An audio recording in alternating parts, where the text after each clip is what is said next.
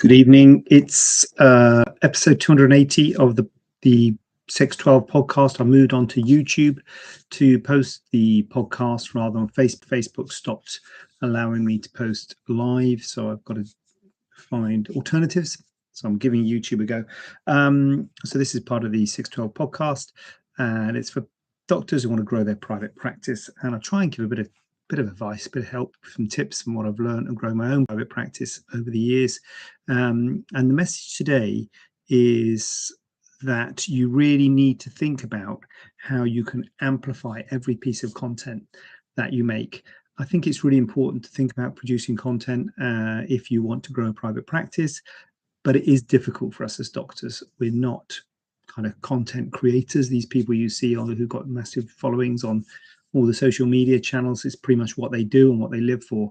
Most of us are doctors who are doctoring most of the time and don't really spend a lot of time on thinking about things that we should be making content about, thinking about information we should be talking to patients about. So I think it's important that we do spend time making content, but I acknowledge that it's hard to spend a lot of time doing it. So it is important to do it. But when you do it, when you make some content, when you make some information for patients about the thing that you do, it is really important to maximize that. And that means you have to promote and distribute every piece of content widely. So it's not just a question of putting something on Facebook or Instagram or YouTube or TikTok or whatever. It's not just about thinking, oh, I have to post something and then that's it.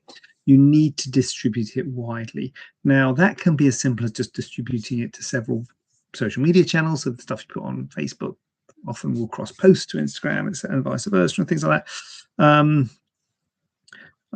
But it's more than that. And I think one really important thing, and one thing that I talk about in the mini course I've just made, why your private practice isn't doing well, is the importance of focusing primarily on the people who already know about you, which means your database. So if you are making any content for social media, you should really think about pushing that to your database as well.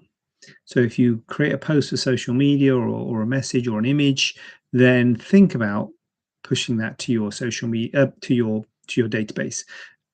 Hopefully your database is stratified, is segmented, so that I'm not saying that you need to tell everybody in your database about every single thing that you ever post on social media.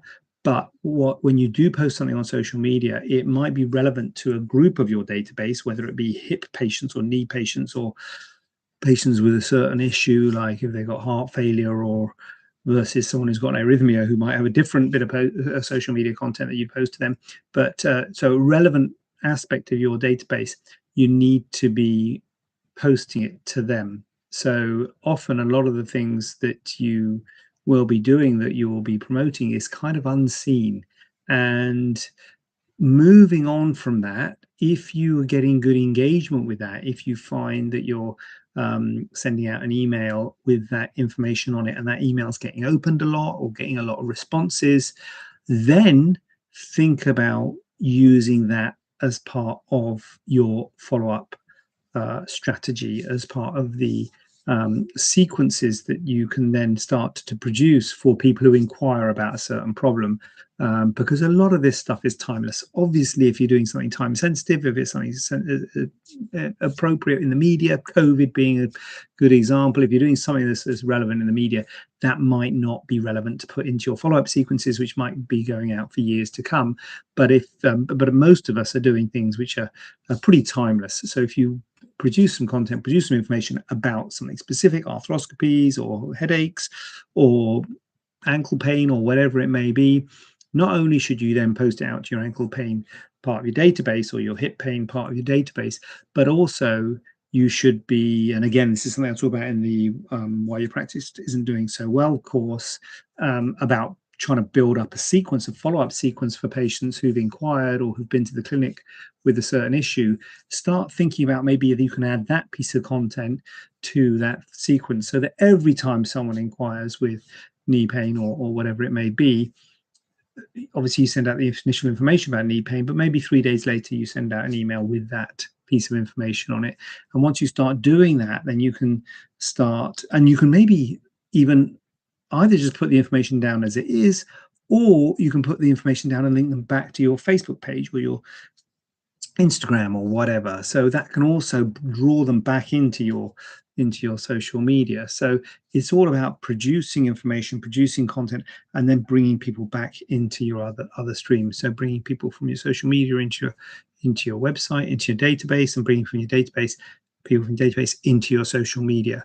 And the other thing you can think about, again, probably if you're producing a lot of content, you want to look at your best content. If you're not producing a lot of content, then maybe just all of your content. You can definitely recycle it, particularly things like Facebook and Instagram. If you have posts, you can definitely post it again in a month or in 2 months or 3 months. And so you don't necessarily have to keep on producing loads of content every week. You can look back and then start producing content. Less so on things like YouTube. YouTube is a bit more of an evergreen channel where things stay around for a long time. But on the other social media channels like your TikTok and your Instagram and Facebook, they are much more ephemeral. They kind of just sort of go, and once you posted them, they're gone within a week or 2 weeks. So a month or two later, you can post the same thing, because you will find that not everybody is seeing the stuff that you're posting. So it's important to think of strategies to maximize the promotion and distribution of your content. So yes, you need to be producing content. I know it's daunting and I know it's difficult. So therefore, because it's daunting and difficult, amplify every piece of content that you make, maximize it, amplify it, get it out to your database as a one-off. So that's a sort of a broadcast email to the relevant section of your database. And then think about potentially putting it into follow-up sequences for everyone who inquires about that problem. Have a sequence of emails that you send out to them and maybe put it into that. And also recycling it.